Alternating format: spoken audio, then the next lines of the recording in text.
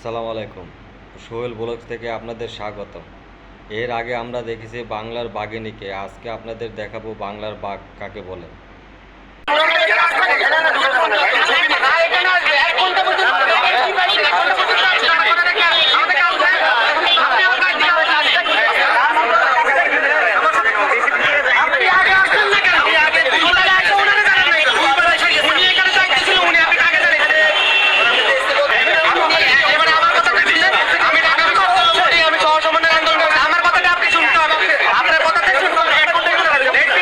সচিবালয় গেটের সামনে যায়, সে বলতেছে সমন্বয়ক সংগঠনের একজন কর্মী, সে এখন ভিতরে যাবে, তারে হাত দিয়ে একটু টাচ করা হয়েছে, বলা হয়েছে যে তুমি এখন ভিতরে যাইতে পারবে না।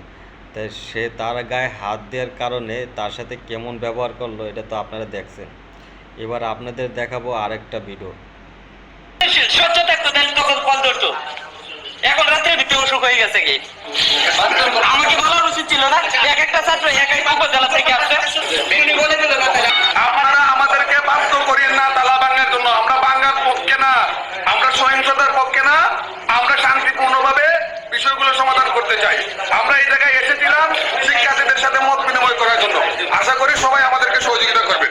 যদি আপনাদের মনে হয় যে আমাদের কোনো প্রবলেম হবে, তাহলে আমরা খালি তালাটা রিপ্লেস করে দেবো, আর কিছু করবো না।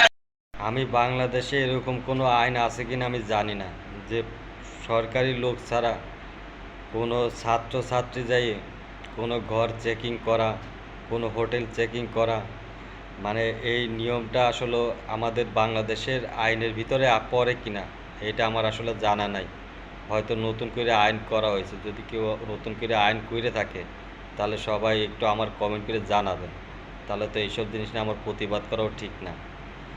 আর যদি এই আইন না করা হয় তাহলে আমার বাংলাদেশের মানুষের কাছে, বাংলাদেশের ছাত্রছাত্রীদের কাছে আমার একটা প্রশ্ন, তোমরা কি দেশের ক্ষমতা কি হাতে নিয়ে ফেলাইছো? তোমাদের কে অধিকার দিছে একটা ঘরে যায় তোমরা সার্চ করবা? তোমাদের কে অধিকার দিছে তোমরা একটা হোটেলে যায় সার্চ করবা?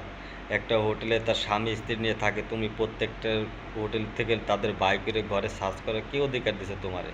বাংলাদেশের মানুষ কি স্বাধীন?